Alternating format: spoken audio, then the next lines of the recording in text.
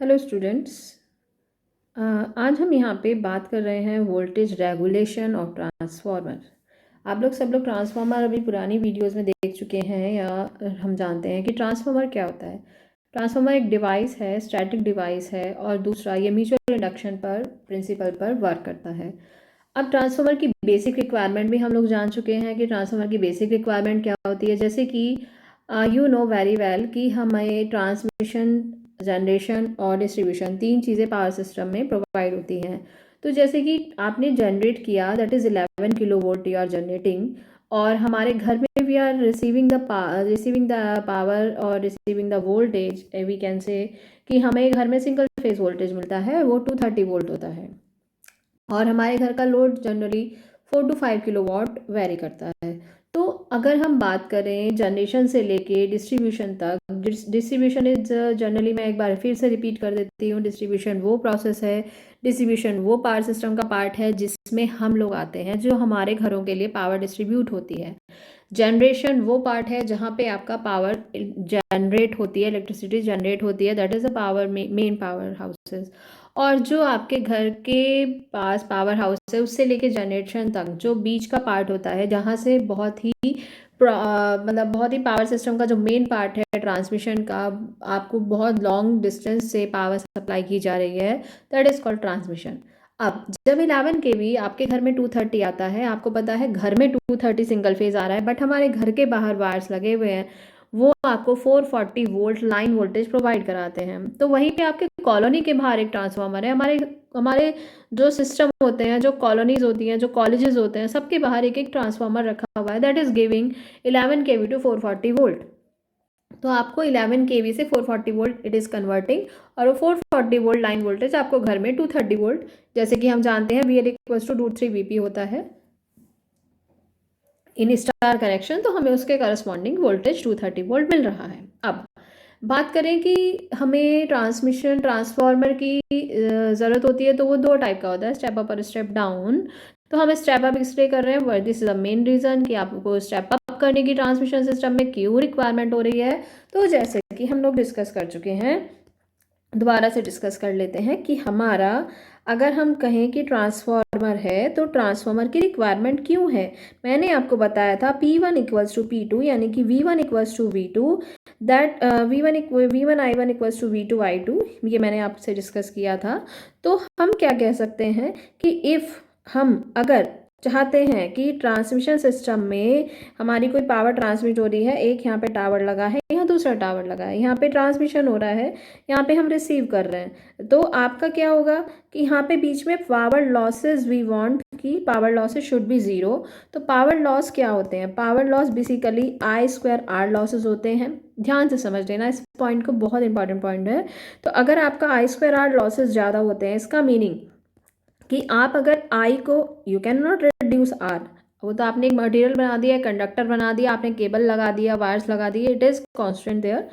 आप ये other cases है कि टेम्परेचर वगैरह पे डिपेंड कर रहा है, that is a other thing. अगर हमने माना resistance is constant for all time, तो आपका आई का वैल्यू अगर आप डिक्रीज कर दोगे, तो you can decrease your power losses को, आप डिक्रीज कर सकते हो, डिक्रीज कर सकते हो। तो यहाँ पे हमें करंट की वैल्यू को डिक्रीज करना है, that means I am saying कि पावर कांस्टेंट है, V इंटू आई कांस्टेंट है, तो if I M decreasing the power I should increase the voltage. तो मुझे क्या करना पड़ेगा? अगर मुझे वोल्टेज एक नॉर्मल जनरेशन में 11 kV मिल गया है और मैं उसे इंक्रीज करना चाहती हूँ, तो what should I put there? I should put there a transformer, this is called step up transformer. वो उसको मुझे वहाँ पे प्लेस कर देना चाहिए, जो मेरे 11 kV को, इट मीन्स कि आप इसको हाई वोल्टेज में कन्वर्ट कर सकते हो। तो हम देख रहे हैं कि ट्रांसमिशन सिस्टम में हम 220 kV तक का वोल्टेज जनरेट करके दिखा सकते हैं। अब आती है बात कि ये हमारा हाई वोल्टेज हमने क्यों किया। तो आपको स्टेप अप ट्रांसफॉर्मर को यूज़ करना पड़ता है, अब आप आगे ध्यान रखेंगे ट्रांसमिशन सिस्टम में, और आपके घर के पास जो ट्रांसफॉर्मर्स लगे हुए होते हैं, that is your step down transformer, क्योंकि आपको उस वोल्टेज को स्टेप डाउन भी करना है। और ट्रांसमिशन सिस्टम में हमारे पास जो ट्रांसफार्मर होता है, वो आपका स्टेप अप टाइप का ट्रांसफार्मर है। तो दो टाइप के ट्रांसफार्मर्स हमारे पास हैं अवेलेबल, इनकी डिफरेंट डिफरेंट कंस्ट्रक्शन है। Now I am going to on the voltage regulation. Voltage regulation क्या है आपका?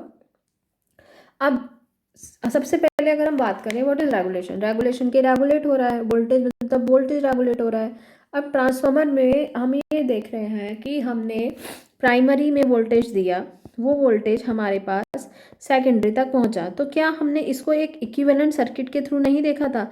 आप लोगों ने कोई ऐसा इक्विवेलेंट सर्किट अभी तक स्टडी कर लिया होगा, क्योंकि you are studying the voltage regulation, तो ये पहले ही बता दिया जाता है, तो आप ये वाली वोल्टेज रेगुलेशन देख चुके होंगे। यहाँ पे होता है वोल्टेज V2 और यहाँ पे आपका होता है वोल्टेज E2, यहाँ पे E1 होता है, यहाँ पे XM होता है, यहाँ पे RC होता है, यहाँ पे आपका X1 होता है, R1 होता है, V1 होता है, यहाँ पे आपकी नो लोड करंट होती है, यहाँ I1 होता है, यहाँ पे we are getting I2 dash, यहाँ पे I2, यहाँ R2, यहाँ X2, ये सब सबको नोन है। अब हम क्या कह रहे हैं, वोल्टेज रेगुलेशन कह रहे हैं। इसका मतलब इन्होंने बोला वोल्टेज रेगुलेशन, इसकी एक डेफिनेशन देख लेते हैं सबसे पहले। जो मेन डेफिनेशन आपको वहाँ पे लिखना है, जो आपको हमेशा अप टू द पॉइंट होनी चाहिए, the decrease in secondary terminal voltage. ये आपसे क्या कह रहे हैं, ये कह रहा है ये the decrease in secondary terminal voltage, जो इसने आपसे बोला, एक सेकेंड, तो the decrease in secondary terminal voltage expressed as a fraction of no load secondary terminal voltage is called regulation of transformer. Means हमारे पास अब यहाँ पे अगर हम देखें, प्राइमरी की बात छोड़ देते हैं अभी, क्योंकि हम वोल्टेज रेगुलेशन की बात कर रहे हैं, सेकेंडरी पे बात काम करेंगे। तो हमारा यहाँ पे जो वोल्टेज है आप देख सकते हैं इजीली, यहाँ पे एक E2 वोल्टेज है, एक V2 वोल्टेज है।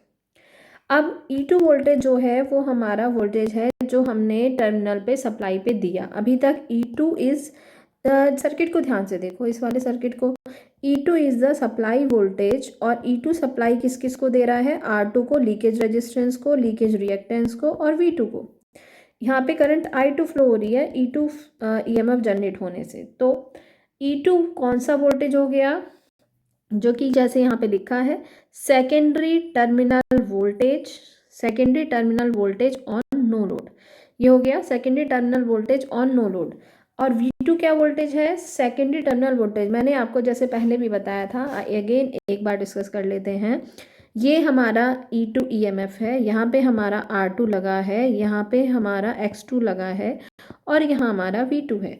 अगर मैं V2 नहीं लगाती, सिंपल मैं यहाँ पे E2 वाइंडिंग ले लेती हूँ, यहाँ पे मैंने R2 लगा दिया, यहाँ पे मैंने X2 लगा दिया, यहाँ पे टर्मिनल मैंने ओपन कर दिए, और यहाँ पे EMF डेवलप हो रहा है E2, यहाँ पे E1 वाइंडिंग है उसकी वजह से। तो अब आप ये बताओ, यहाँ पे जो E2 वोल्टेज EMF डेवलप हो रहा है, E2 EMF डेवलप हो रहा है, क्या ये इस टाइम पे नो लोड है या लोड कंडीशन है? This is called no load condition, because आपको ना तो I2 मिलेगा, ना आपको I2 R2 ड्रॉप मिलेगा, ना ही आपको I2 X2 ड्रॉप मिलेगा। ये दोनों ड्रॉप नहीं मिलेंगे, बिकॉज आपका यहाँ पे I2 करंट फ्लो नहीं होगा, due to circuit is, because circuit is open here, यहाँ पे ओपन सर्किट है। अब मैं क्या करती हूँ, ये मैं यहाँ पे EMF के साथ, EMF E2 यहाँ पे जनरेट हुआ, इसके साथ R2 और X2 तो मेरा ट्रांसफार्मर में leakage resistance and leakage resistance and leakage reactance है। अब मैंने एक लोड यहाँ पे कनेक्ट कर दिया, सपोज आपकी कॉलोनी का लोड, आपका घर का लोड, आपका एक छोटा सा बल्ब, कुछ भी हो सकता है, एनीथिंग विल बी देयर। तो यहाँ पे सर्किट इसको क्लोज मिल गया, तो यहाँ पे करंट I2 फ्लो करना स्टार्ट हो जाएगा। दैट मीन्स अगर मैं कहूँ कि लोड के across I am supposing the voltage it is V2, तो हमारा E2 क्या क्या करेगा, E2 is the only supply voltage for this circuit, तो E2 will B I2 R2 plus, आपको पता है X को J से रिप्रेजेंट करते हुआ, तो I2 X2 plus V2। E2 जो है आपको इन तीनों वोल्टेज का सम मिलेगा, और आपको पता है ये सारे वोल्टेज वेक्टर में होते हैं, तो वेक्टर सम मिलेगा। दैट मीन्स ये अब अभी आगे देखेंगे। अब हमने ये सीखा, हमने ये सीख लिया कि हमारा यहाँ से, एक सेकेंड, हमने ये सीख लिया कि हमारा जो ये वोल्टेज है यहाँ पर, वो आपको दो फॉर्म में मिल रहा है, एक E2 में, एक V2 में। तो हम क्या कह रहे हैं, जब से हम यही कहे जा रहे हैं कि हमारा E2 V2 क्या है, what is E2 and V2। यहाँ पे जो E2 है वो आपका सेकेंडरी टर्मिनल वोल्टेज है नो लोड पे, और V2 हमारा सेकेंडरी टर्मिनल वोल्टेज है ऑन लोड पे। अब आपको ये चीज़ क्लियर हो गई होगी। तो अब क्या समझाना चाह रहे हैं कि मेरा वोल्टेज रेगुलेशन क्या है। वोल्टेज रेगुलेशन बेसिकली है कि अगर मैंने E2 की सप्लाई दी तो वो ऑलमोस्ट हमारी V2 तक ट्रांसफ़र हो जानी चाहिए, लेकिन अगर वहाँ पे वोल्टेज प्रॉपरली नहीं पहुँच रहा है तो इसको हम परसेंटेज वोल्टेज रेगुलेशन बोलते हैं। Percentage voltage regulation is E2 minus V2 divided by E2 multiply by 100। Percentage में निकालने के लिए we will calculate it in multiply by 100। तो ये आपका वोल्टेज रेगुलेशन हो जाएगा, जो बता रहा है कि क्या मैंने जितना वोल्टेज दिया था। If you are calculating your marks that is also a regulation. आपने कहा कि मेरा जो मार्क्स है वो 100 में से सपोज मेरा 98 मार्क्स आया, तो आपने क्या देखा कि मेरे कितने मार्क्स कम आए, कितने परसेंट निकालते हो। You are calculating 98 divided by 100। तो आपने क्या देखा कि कितना परसेंट आपका वेरिएशन हुआ, तो 2% वेरिएशन आएगा, बिकॉज 100 माइनस 98 अपॉन 100 इंटू 100 से निकालोगे तो आप कहोगे इट मीन्स 2% का वेरिएशन आ रहा है। इसका मतलब क्या है कि आपका मार्क्स 2% कम रह, मतलब 2% कम रह गया है। ऐसे ही आप 200 या 2000 में से अपना कैलकुलेट करके मार्क्स कैलकुलेट कर सकते हो। तो यहाँ पे यही कहा जा रहा है कि अगर हम बात करें कि हमारा वोल्टेज रेगुलेशन की बात कर रहे हैं अगर हम, तो वोल्टेज रेगुलेशन का मतलब है वोल्टेज में कितना चेंज हुआ, कुछ भी नहीं आई। अब आगे चलते हैं। फिर ये आपसे कह रहा है कि the voltage drop should be as small as possible. आपको पता है R2 और X2 लीकेज है हमारे, तो लीकेज में तो स्मॉल ड्रॉप ही होना चाहिए। और बेटर परफॉर्मेंस, मतलब कभी कभी मन में आता है कि क्या मेरा ये रेगुलेशन ज़्यादा होना चाहिए परसेंटेज या कम होना चाहिए। आपके मार्क्स 90s मतलब 98 आने चाहिए थे 100 में से, या आप कहोगे कि मेरे मार्क्स 100 में से 50 या 45 आने चाहिए। नहीं, यू विल से कि 98 आने चाहिए। तो रेगुलेशन निकाला आपने 100 माइनस 98 डिवाइडेड बाई 100 इंटू 100 यानी कि 2%। तो आपने आपके सीनियर ने आपको बताया कि आपके मार्क्स जो है 2% रेगुलेट कर गए हैं, 2% कम आए हैं। You can do better there.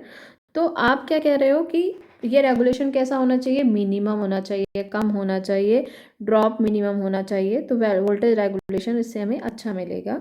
मतलब वोल्टेज रेगुलेशन कम होगा इट मीन्स परसेंटेज कम होगी, तो बेटर रेगुलेशन है। दोनों के बीच में डिफरेंस नहीं है, ज़ीरो है। इट मीन्स कि जितना हमने वोल्टेज दिया था उतना सारा वोल्टेज आउटपुट पे पहुंच गया है। अब ये हमारे लोड होते हैं। अब हमारे रेजिस्टेंस लोड, रेजिस्टेंस टाइप का लोड होता है। आपको पता है नॉर्मल तो रेजिस्टेंस टाइप का लोड नहीं है, RL टाइप का लोड मिलता है या RC टाइप का लोड मिलता है, ऐसे आपको लोड मिलते हैं। तो आप वैसे भी जानते हैं कि जो हमारा RL टाइप का लोड होता है, या अभी मैं आपको L ही बता दूं, L आपका प्योर इंडक्टिव लोड होता है। और हमने पढ़ा है कि आप जब लोड की बात करते हो तो यहाँ पे RL ज़रूर आता है, बिकॉज यहाँ पे लॉसेस ज़रूर होंगे।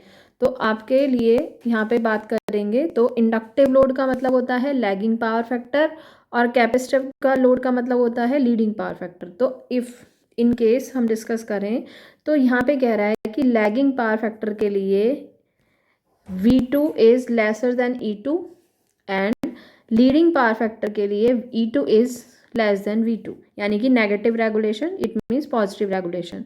तो हमें सबसे इंपॉर्टेंट जो देखना है लैगिंग पावर फैक्टर देखना है। लैगिंग पावर फैक्टर में क्या कह रहा है, अगर ये ग्राफ देखें कि हमने लोड की वैल्यू या I2 की वैल्यू हम इंक्रीज करते चले गए, तो यहाँ पे हमने एक वैल्यू सेट कर दी कि मेरा V2 इतना मिलना चाहिए। लेकिन अगर आपको V2 ड्रॉप मिल रहा है, जितना आपका E2 था उतना नहीं मिल रहा है, यानी कि V2 is less than E2, आपको V2 कम मिल रहा है, जितना हमने सप्लाई वोल्टेज E2 दिया था उससे आपको कम मिल रहा है V2। इट मीन्स कि आपका रेगुलेशन जो है वो बड़ा है, रेगुलेशन की वैल्यू तो मिल ही रही है, प्लस आपकी ये वैल्यू कैसी है, पॉजिटिव है। बिकॉज आपने जैसे कि ऊपर फॉर्मूला देखा है, तो फॉर्मूले में कह रहा है E2 माइनस V2। तो मैंने कहा E2 मेरा प्रॉपर्ली नहीं जा रहा, E2 माइनस V2, V2 मेरा छोटा है E2 से, तो you will say positive regulation. तो आपका वोल्टेज रेगुलेशन, अगर दूसरा मैटर ये भी है, पहला तो आपका हो गया दोबारा से डिस्कस करते हैं। पहला हमारा पॉइंट हो गया कि हमारे दो वोल्टेज हैं, एक E2 है एक V2 है, उनके बीच में डिफरेंस देख रहे हैं कि मेरा सेकेंडरी पे जो जनरेट हुआ EMF क्या वो टोटल आपका लोड तक पहुंच रहा है। अगर वो मेरा पूरा लोड तक नहीं पहुंच रहा है, इट मीन्स वहाँ पे वोल्टेज रेगुलेशन की प्रॉब्लम है। अगर मेरा पूरा डिट्टो पहुंच जाएगा, लीकेज नहीं हो रहा है, कहीं पे भी R2 X2 में कोई ड्रॉप नहीं है इधर उधर, तो आपका यानी कि इसका मतलब हुआ कि आपका voltage regulation, percentage voltage regulation 0 आएगा, वोल्टेज रेगुलेट नहीं हुआ, डायरेक्ट वोल्टेज पहुंच गया आपका। लेकिन ऐसा नहीं हो सकता, वी नो आइडियल कंडीशन नहीं हो सकती है, तो ऐसा नहीं हो सकता है। तो अब तक हमने ये देख लिया। अब इसके बाद हम ये देख रहे हैं कि क्या मेरा वोल्टेज रेगुलेशन पॉजिटिव है या नेगेटिव है। आपके घर में नॉर्मली इंडक्टिव लोड मिलता है, तो इंडक्टिव लोड की वजह से वोल्टेज हमारे घर तक कम ही पहुंचता है, ज़्यादा नहीं आ सकता। तो हमारे घर में क्या हो रहा है, जैसे आपने EMF E2 तो जनरेट कर दिया, ट्रांसफार्मर ने 440 वोल्ट तो दे दिया, लेकिन आते आते घरों तक लॉसेस हो जाते हैं कुछ बीच में, और उसकी वजह से प्रॉपर वोल्टेज 440 नहीं पहुंचेगा। तो इट मीन्स कि कुछ ना कुछ वोल्टेज रेगुलेशन तो है। अब वोल्टेज रेगुलेशन पॉजिटिव है या नेगेटिव है, क्योंकि हमारा जो एरिया है इंडक्टिव लोड्स यूज़ होते हैं, तो वहाँ पे पॉजिटिव वोल्टेज रेगुलेशन मिलेगा। लेकिन कोई इंडस्ट्रीज़ हैं या कहीं पे आपका अगर कैपेसिटिव लोड यूज़ हो रहा है, तो वहाँ पे आप ध्यान रखिए। बस इस चीज़ का आपको अगर आइडिया हो गया तो प्रॉब्लम ही नहीं है। जब हमारे इंडक्टिव लोड यूज़ कर रहे हैं, लैगिंग पावर फैक्टर है, पॉजिटिव वोल्टेज रेगुलेशन है, आपका वोल्टेज V2 लेसर है E2 से। लेकिन इन केस हम फॉर्मूला यूज़ कर रहे हैं E2 माइनस V2/E2, यानी कि जो E2 मीन्स क्या, E2 means no load, V2 means load. तो हमारा अगर नो लोड वोल्टेज, जिसमें आपने कोई, जब आपने लोड लगाया है तो ऑब्वियसली लोड लगाने पे वोल्टेज ड्रॉप बीच में कहीं ना कहीं वायर में क्रिएट हो जाएगा, लीकेज क्रिएट हो जाएगा।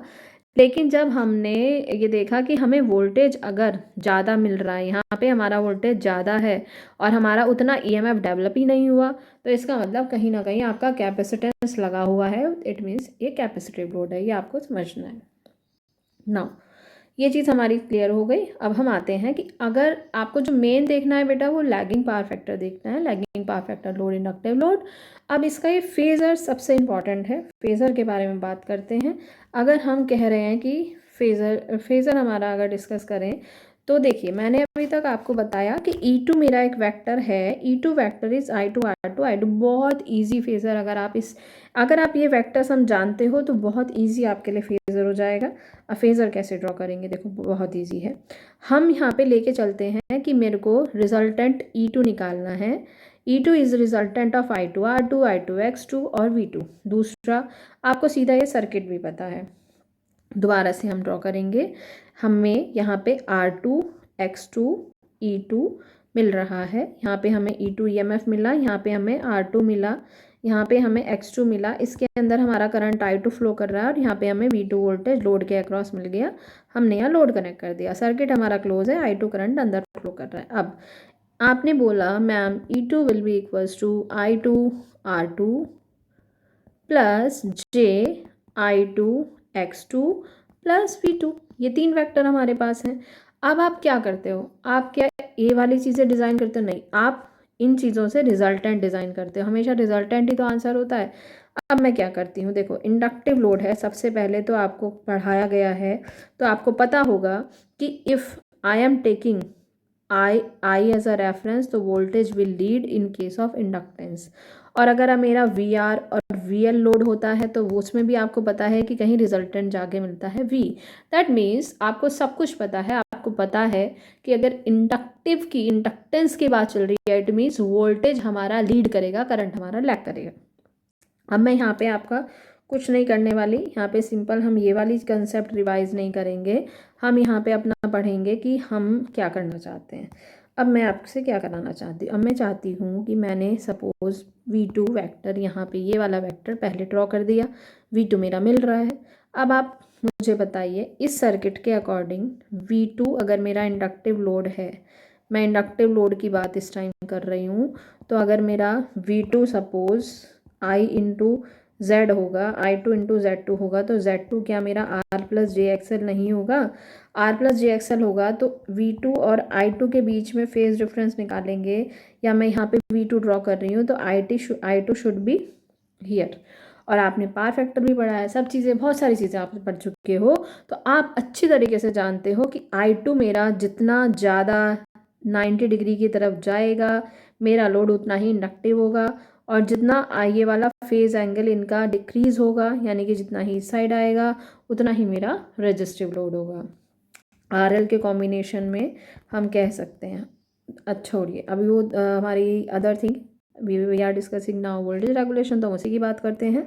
अब V2 में हमें ऐड करना है second component, it is I2 R2। तो यू नो वेरी वेल कि अगर मैं I2 R2 मतलब हम पढ़ चुके थे कि अगर मेरा रेजिस्टेंस है, इसके अंदर करंट आई जा रही है और इसका voltage V equals to IR है, तो हमारा VI और V इक्वल्स टू IR दोनों सेम फेज़ में होते हैं। तो अगर मैंने आपसे कुछ गलत नहीं कहा, कुछ अलग नहीं कहा, अगर मेरा I2 इस फेज़ में है तो मेरा I2 R2 भी मुझे इसी फेज़ में मिलेगा, लेकिन ये वाला वेक्टर मुझे यहाँ ऐड नहीं करना। I should add this vector in V2। तो मैं ये वेक्टर अपना V2 में ऐड कर रही हूँ। तो मैंने यहाँ तक का ले लिया कि ये मेरा एक वेक्टर डिज़ाइन हो गया इसमें से, तीन में से, जिसका मैंने नंबर 1 रख दिया। तो इसका वेक्टर डिज़ाइन हो गया V2। इसमें मैं इसी के पैरेलल नहीं है, जरा सा ठीक कर लेते हैं इसको। तो हम इसी के बराबर यहाँ पे लाइन I2 R2 डिज़ाइन कर रहे हैं। अब I2 R2 और J का मतलब क्या है, 90 डिग्री। तो मैं यहाँ पे इससे जो मेरा I2 R2 का फेज़ मिल रहा है, इससे 90 डिग्री पर, I am saying 90 degree, it means 90 degree, 90 degree पे मैं एक फेज़र ड्रॉ कर देती हूँ। इसका नाम होगा I2X2। अब इसका रिजल्टेंट मैंने बनाया, तो मैंने देखा कि यहाँ से अगर मैं इस पॉइंट को मिला दूँ, थोड़ा सा ये प्रॉब्लम हो रहा है बीच में, कोई प्रॉब्लम नहीं है, हम इसको कंसिडर सिंगल लीनियर लाइन करेंगे। तो ये मेरा हो जाएगा EMF E2। और अगर मैं I2 R2 और I2 X2 का रिजल्टेंट मानूँ तो ये क्या आएगा, I2 Z2। दोबारा से फेज़र देखिए, बहुत आसान फेज़र है। हमने बनाया V2 वेक्टर, अगेन लेते हैं, हमने बनाया V2 वेक्टर और इसकी करंट बना दी यहाँ पर I2।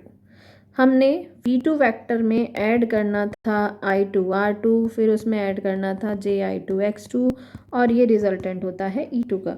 तो मैंने V2 में I2 R2 ऐड कर दिया, दोनों के फेजेस सेम हैं। इससे 90 डिग्री पे मैंने I2 X2 ले लिया, यहाँ से ओरिजिन से मिला दिया, तो ये मेरा बन गया E2। तो अब इसके बीच में जो एंगल है, आई विल से फाई, कि मेरा फाई जो एंगल है वो E2 और V2 के बीच में है। अब आप मुझे बताइए, इसमें हम आगे कैलकुलेशन करेंगे। दोबारा से हम एक फिर फेज़र ड्रॉ कर लेते हैं, V2 I2 R2, यहाँ से 90 डिग्री I2 X2, फिर यहाँ से वोल्टेज ये हो गया मेरा E2। अब हमें इसमें थोड़ी सी कैलकुलेशन करनी है, because we want percentage voltage regulation, it means E2 minus V2 upon V2। तो मैं आपको यहाँ से E2 का रिजल्टेंट वैल्यू निकालवाना चाहती हूँ। तो मैं E2 की रिजल्टेंट वैल्यू निकलवाना चाहती हूँ। तो आप मुझे बताइए, E2 अभी तक तो मैंने आपको बताया था ये वाली इक्वेशन, लेकिन अभी मेरा यहाँ से E2 किस फॉर्म में आएगा। तो अब मैं E2 की इक्वेशन लिखूँगी, तो मेरा E2 का इक्वेशन आएगा E2 will be equals to, अगर मैं मान लीजिए ऊपर वाले डायग्राम से हम कंपेयर करें, तो मैं इसको O लिख देती हूँ, इस पॉइंट को A, इस पॉइंट को B, इस पॉइंट को C, इस पॉइंट को आगे बढ़ा देते हैं लाइन को यहाँ से ऐसे, और ये हम इसलिए कर रहे हैं क्योंकि हमें रिजल्टेंट निकालना है। अब हम E2 की वैल्यूज़ लिखना चाहते हैं। यहाँ पे हमने I2 करंट ड्रॉ कर दिया, इसका एंगल है φ2, इसका एंगल हमने ले लिया अल्फा। अब ये कह रहा है E2 की वैल्यू बताओ। E2 की वैल्यू कैसे आएगी, E2 का मतलब है OC का स्क्वायर विल बी O, ये वाला पॉइंट मैंने सपोज कर लिया D, और इन्होंने इस वाले पॉइंट को माना है F। अब ये कह रहा है OC will be equals to OD square plus CD का होल स्क्वायर, ये हो जाएगा। अब what is CD and what is OD। OD क्या है, OD तो भाई तीन चीज़ों से मिलके बना है, वो आपको देखना पड़ेगा, बड़ा कॉम्प्लिकेटेड सा थोड़ा सा यहाँ पे हो गया। OD मेरा एक तो ये है, और ये है पूरा OD, यहाँ से यहाँ तक OD है। तो आप एक तो बता सकते हो कि भाई OD मेरा एक तो हो गया V2, मैंने लिख दिया OD एक तो मेरा हो गया V2। अब ये आगे की लाइन कैसे लिखी जाएगी, ये कैसे पता चलेगी आपको आगे की लाइन। तो आप अगर देखें तो मैं इसे 2 पॉइंट में ब्रेक कर लेती हूँ, मैं इसे 2 पॉइंट में ब्रेक कर लेती हूँ। अदर कलर्स ले लेते हैं, मैं इसे 2 पॉइंट में ब्रेक कर लेती हूँ। मैंने यहाँ से ब्रेक किया, यहाँ से ब्रेक किया। अब दोबारा से देखिएगा, यहाँ पे मैंने बनाया V2 I2 R2 I2 X2 I2 R2 और ये मेरा V2, यहाँ से मैंने रिजल्टेंट E2 बनाया था। अब ये मेरा I2 करंट था, ठीक है। अब मैंने आपको दोबारा से बताया कि मैं इसको एक्सटेंड कर देती हूँ, यहाँ से यहाँ मिला देती हूँ और यहाँ से यहाँ मिला देती हूँ, बन गया, ठीक है।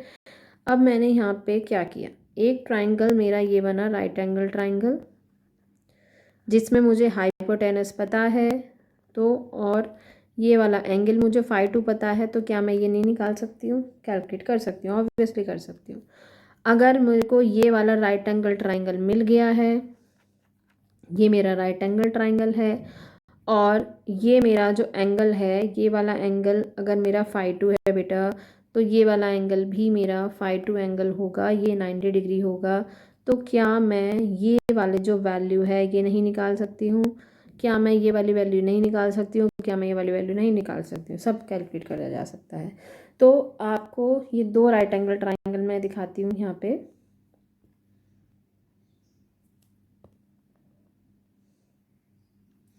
दोबारा से देखो, यहाँ पे हमारा ये था, यहाँ पे था, ये था, और यहाँ पे मैंने एक राइट एंगल ट्राइंगल ये बना दिया और एक राइट एंगल ट्राइंगल मैंने ये बना दिया। अब मुझे जो लाइन चाहिए मैं वो कैलकुलेट कर लूँगी। V2 कह रहा है OD, OD मीन्स ये वाली लाइन, तो V2 प्लस I2 R2, और आपको मैंने बताया है ये वाला एंगल ϕ2 है और ये वाला एंगल भी ϕ2 है। तो अब ये कह रहा है V2 equals to I2 R2 plus कितना, सॉरी I2 R2 कितना, ये वाली वैल्यू मुझे निकालनी है यहाँ से यहाँ तक और यहाँ से यहाँ तक। तो I2 R2 कितना हो जाएगा, cos ϕ2, और प्लस हो जाएगा I2 X2 sin ϕ2। ये वैल्यू आ गई। सी डी की वैल्यू क्या आएगी, what will be C D simply हमारा डी, हमने ये वाला पॉइंट लिया था ना, ई हमारा ये वाला पॉइंट था, तो हमें केवल ये वाली डिस्टेंस निकालनी है। बट इस ट्राइंगल से ये बड़ा वाला जो ट्राइंगल है, triangle number 2, triangle number 1, triangle number 2 से मुझे कौन सी वैल्यू मिलेगी, सी ई की वैल्यू मिलेगी, और उसमें से मुझे डी ई की वैल्यू माइनस करनी पड़ेगी, तब मुझे सी डी मिलेगा। सी ई की वैल्यू कैसे मिलेगी, I2 X2 cos ϕ2 minus D E मुझे कैसे मिलेगा, ये डी ई और ये डी ई बराबर है ये डी ई और ये डी ई। तो आप वैल्यू बताइए, आप यहाँ से भी देख सकते हो ऊपर, एफ बी की वैल्यू जो इक्वल है डी ई की वैल्यू के इक्वल है। ऊपर वाले ट्राइंगल से भी आप बता सकते हैं यहाँ पे कि ये जो दोनों वैल्यूज़ हैं, ये दोनों वैल्यूज़ हमारी इक्विवेलेंट होंगी, इक्वल रहेंगी। तो हम क्या करें, हम लिख दें कि I2 R2 sin ϕ2 भी हमारा इसी के इक्वल होगा। अब मैं आपसे एक चीज़ पूछना चाहती हूँ कि क्या हमारा ये वैल्यू आ रही है I2 X2 cos ϕ2 minus I2 R2 sin ϕ2। अब हम आपसे पूछते हैं, आप हमें आंसर देंगे कि क्या हमारा ये जो डिस्टेंस है, दोबारा से ऊपर आ जाइए वापस, तो ये क्या जो हमारा डिफरेंस है ये होना चाहिए। आप कैसे बता सकते हो, E2 मेरा ये है, V2 मेरा ये है, तो क्या मैं चाहती हूँ कि जो मैंने सप्लाई में E2 यहाँ पे दे रखा है, अगर हम इसमें पूछें कि जो मैंने E2 यहाँ पे दिया हुआ है ट्रांसफार्मर में, क्या वो, जब मैं यही नहीं चाह रही कि मेरा ड्रॉप R2 X2 में हो, तो क्या आप ये चाहोगे कि E2 और V2 के बीच में कोई एंगल का फेज डिफरेंस हो? नहीं चाहेंगे हम। तो हम ये चाहेंगे कि इन दोनों के बीच में फेज डिफरेंस क्या आए, 0 आए। ये वाला alpha angle should be 0 degree, दोनों के बीच में कोई फेज डिफरेंस नहीं आना चाहिए। तो सी डी को क्या मानोगे, C D should be 0। C D हमारा वोल्टेज रेगुलेशन, अच्छा वोल्टेज रेगुलेशन तभी अगर हो सकता है when C D will be 0। तो हमने ये माना कि हमारा, ये हमारी एजम्पशंस हो सकती हैं, हमारा ट्रांसफार्मर के बेटर परफॉर्मेंस के लिए हम लोग कर सकते हैं। तो सी डी अगर 0 है तो आपका नीचे सीधा सीधा फॉर्मूला आपका चेंज हो जाता है। अब आपका जो फॉर्मूला है C D part 0, C D part 0 सीधा आपका आ गया। तो मुझे अब आप E2 का वैल्यू बता दीजिए। E2 का सिंपल वैल्यू हो गया V2 plus I2 R2 cos phi2 plus I2 X2 sin phi2 और परसेंटेज रेगुलेशन होगा E2 minus V2 upon V2 into 100। तो वोल्टेज रेगुलेशन हो जाएगा V2 plus I2 R2 cos phi2 plus I2 X2 sin phi2 minus V2 upon V2 into 100 कर दीजिए। तो ये आपका V2 से V2 कैंसिल आउट, तो ये रह गया I2 R2 cos phi2 plus I2 X2 sin phi2 upon V2 into 100। No problem is there. तो आपको अगर ट्रांसफार्मर के वोल्टेजेस तो ऑब्वियसली पता होते हैं, ट्रांसफार्मर की रेटिंग पता होती हैं, तो आप यहाँ पे भी देख सकते हैं हमारा जो फॉर्मूला आया है निकल के, percentage regulation equals to R2 इन्होंने RE2 लिया है because they are taking equivalent resistance and XE2 equivalent resistance. ये बताइए RE2 XE2 what is this RE2 XE2? ये जब होता है जब आप ट्रांसफार्मर को रेफरिंग कर रहे हो, और तो इस साइड इसमें हमारा ट्रांसफार्मर किस साइड रेफर होगा? अगर आप RE2 कैलकुलेट कर रहे हो, XE2 कैलकुलेट कर रहे हो, तो यू नो वेरी वेल कि अगर हम सेकेंडरी साइड रेफर करते हैं तो हम RE2 XE2 कैलकुलेट करते हैं, अगर हम प्राइमरी साइड कैलकुलेट करते हैं तो हम R1E और X1E कैलकुलेट करते हैं। तो दिस टाइम जो आपका सर्किट दिखा रहा है वो ट्रांसफार्मर दिखा रहा है रेफर टू सेकेंडरी, तो हमारा ट्रांसफार्मर रेफर हो गया सेकेंडरी पर, जिसके अकॉर्डिंग हम अपना ये ट्रांसफार्मर का डिज़ाइन बता सकते हैं, क्योंकि कभी कभी पूछ लेता है ट्रांसफार्मर का डिज़ाइनिंग बताइए, और वैसे भी आना चाहिए, तो ये हमारा ट्रांसफार्मर है। तो इस टाइप से आपके वोल्टेज रेगुलेशन आता है। इट मीन्स कि voltage, what is a voltage regulation now? तो आप बता सकते हो कि सेकेंडरी में जितना EMF डेवलप हो रहा है that should fully deliver to the load, but in case if it is not deliver totally, तो there is a drop, voltage drop in it. So this voltage drop is basically called voltage regulation. तो हम इसे percentage में निकालते हैं V2 से divide करके upon 100। तो ये हमारा हो गया E2 minus V2। What is E2 here? E2 is the EMF या voltage at no load, but V2 is the voltage on load. तो हमारा V2 जो है लोड पे होता है, क्योंकि हमारा लोड साइड का ऑब्वियसली, और E2 हमारा वो है जब हमने लोड अप्लाई नहीं किया तब भी हमें टोटल वोल्टेज मिल रहा है E2। अब इसके बाद आपको बताना है कि दो टाइप के केसेस हो सकते हैं। तो हमने जनरली बता दिया कि हमारा what is the voltage regulation. आप बता दीजिए कि दो टाइप का हो सकता है, एक हमारा पॉजिटिव खाना, जनरली हम कहेंगे कि वैल्यू हमारी E2 माइनस V2 है तो E2 ग्रेटर होगा, V2 छोटा होगा, लेकिन वो होता है उस केस में जो हमारे घर के नॉर्मल लोड्स होते हैं, इंडक्टिव लोड्स होते हैं, तो उसमें हमारा वोल्टेज रेगुलेशन हमें पॉजिटिव मिलता रहता है, बड़ा घटा वो अलग बात है, लेकिन voltage regulation will be positive means V2 हमेशा कम मिलेगा E2 से। लेकिन अगर मैं लोड में ही कैपेसिटेंस लगा दूँ, लोड में ही मैं एक वोल्टेज की डिवाइस लगा दूँ, तो क्या हो जाएगा, बढ़ जाएगा ना। तो मेरा जब वोल्टेज, लोड का वोल्टेज ग्रेटर होगा EMF डेवलप्ड से, it means capacitive load you are using, यानी कि leading power factor you are using. तो अब हमें बेसिकली जो देखना है वो लैगिंग पावर फैक्टर देखना है। लैगिंग पावर फैक्टर में we will draw phasor, we will draw resultant voltage E2 equals to V2 plus I2 R2 plus JI2 X2। हम उसका रिजल्टेंट वोल्टेज ड्रॉ करेंगे और उसके अकॉर्डिंग हम EMF की वैल्यू निकालेंगे। सेम EMF, फेजर, ये सब आपकी चीज़ें बहुत ईजी हैं। आपको 3 वेक्टर ही तो प्लस करने हैं। एक वेक्टर आपका V2 है, V2 से I2 लैग कर रहा है current due to your inductive load, क्योंकि लैगिंग पावर फैक्टर आप ले रहे हो, और I2 R2 फिर उसमें ऐड हो जाएगा, देन I2 X2 ऐड हो जाएगा, उसके बाद सिंपली 3 वेक्टर का रिजल्टेंट सम E2 मिल जाएगा। आपको सिंपली ट्रिग्नोमेट्री लगाना है, ट्रिग्नोमेट्री से आपको वैल्यू निकालनी है। बट हाँ, जैसे कि मैंने आपको बताया कि हमारा जो टोटल वोल्टेज E2 है वो हमारा V2 तक जाना चाहिए, ना तो उनके बीच में कोई फेज डिफरेंस, ना वैल्यू का डिफरेंस। तो फेज डिफरेंस हम अप्रॉक्सीमेट मान के चल रहे हैं कि अगर ये बहुत बहुत बहुत लो है, आपका कोई मतलब ऐसा लीकेज में तो ऐसे स्मॉल ड्रॉप है, तो आपने माना कि अल्फ़ा की वैल्यू इज़ वेरी स्मॉल।